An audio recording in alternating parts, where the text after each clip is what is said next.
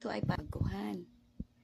Mga Ludi, yung bagong tools na content monetization ay binubuo ng in-stream ads, ads on reels, bonuses, mga photo, text.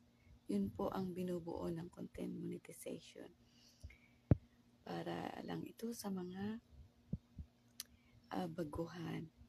So kung hindi nyo pa alam kung ano yung content monetization, yun po yun.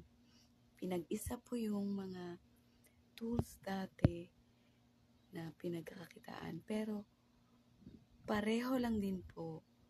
Kikita pa rin kayo sa lahat ng mga eligible ninyong mga content or mga video ninyo na pinopost.